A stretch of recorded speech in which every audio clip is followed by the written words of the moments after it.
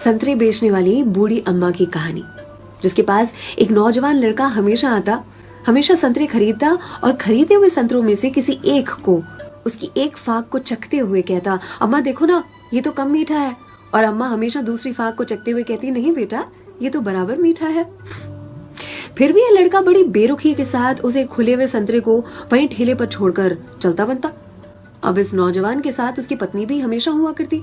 एक दिन पत्नी ने पूछा, ये जो तुम हर बार अम्मा के ठेले पर पहुंचकर नौटंकी शुरू कर देते हो, ये संतरा तो कम मीठा है, ये संतरा तो कम मीठा है। संतरे तो मैंने भी चखे हैं, बराबर होते हैं, लेकिन फिर इस नौटंकी के पीछे राज क्या है, चाहते क्या हो तुम? इस पर लड़के ने अपनी पत्नी को एक मीठी सी मुस्कान दी और कहा, मुझे भी पता है कि सारे के सारे संतरे बहुत ही मीठे होते हैं, लेकिन तुमने कभी अम्मा को देखा है? अम्मा इतनी गरीब है कि जो बेचती हैं उन्होंने कभी चखा भी नहीं होगा, इसीलिए तो एक खुला हुआ संतरा उनके ठेले पर छोड़कर आ जाता हूँ, मेरी ओर से उनके लिए।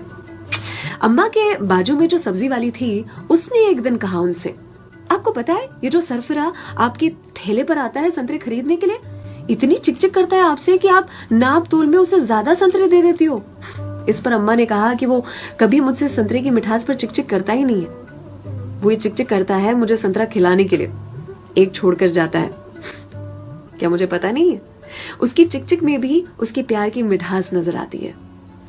वो कहते हैं ना कि मेरे हिस्से से ज्यादा तूने मेरी थाली में परोसा है, कितनी भी मुश्किलें दे ऊपर वाले, मुझे तुझ पे भरोसा है।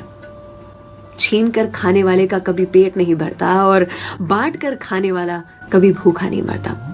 अगर कोई ऐसा दिखे उसकी मदद जरूर से करे, इसी को तो कहते हैं जियो दिल से।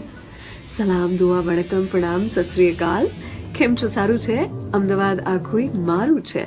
अर्चना की ओर से।